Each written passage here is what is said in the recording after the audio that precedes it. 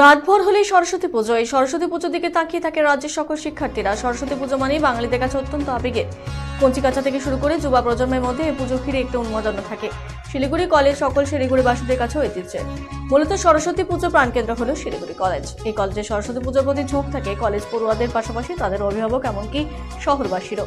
Siliguri college পড়ুয়ারও তো বটেই, অন্যান্য স্কুল কলেজের পড়ুয়ারও এই কলেজে পুজো দেখতে ভিড় জমান। তবে পুজোর দিনের জন্য আরো অপেক্ষা করে থাকতে মন চাইল না কলেজ পড়ুয়াদের। তাই তার আগের দিনই কলেজে ভিড় জমাতে শুরু করেছে কলেজের শিক্ষার্থীরা।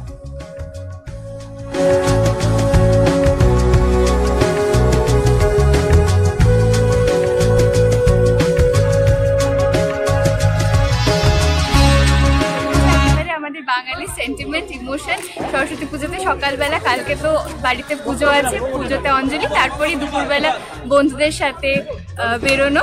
তো শিলিগুড়ি কলেজ, তো শিলিগুড়িতে সরস্বতী পুজোতে তো আসতেই হবে। শীত থেকে বেরোচ্ছে, আজকে আমরা শপিং করতে বেরোচ্ছি। তো কলেজে এমনি দেখতে আসবেন বলতে আর কি, আমাদের শিলিগুড়ি কলেজ অফ কমার্সের একটা নতুনত্ব থিম, যেটা মনে করি যে আজ অব্দি শিলিগুড়ির কোথাও হয়নি।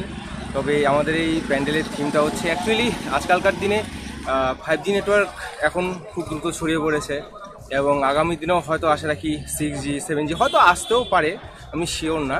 তবে সেটার উপরে বেসিস করে এবং আগেকার যে কালচার যেটা থাকে আর কি, ডাকগ্রাম, যে চিঠির মাধ্যম, সেগুলো কোথাও একটা 5G নেটওয়ার্ক কারণে হারিয়েছে। আসলে শিলিগুড়ির সরস্বতী পুজোর প্রাণ কেন্দ্র হলো শিলিগুড়ি কলেজ। হ্যাঁ, আমার মনে হয় শিলিগুড়ির যত স্টুডেন্টস রয়েছে, স্টুডেন্টস তো প্রথম কথা বলছি, ছাত্রছাত্রী স্কুলে, বিভিন্ন কলেজে, ইউনিভার্সিটি, প্রত্যেকেরই একটা লক্ষ্য থাকে যে তারা শিলিগুড়ি কলেজের সরস্বতী পুজো দেখতে যাবে।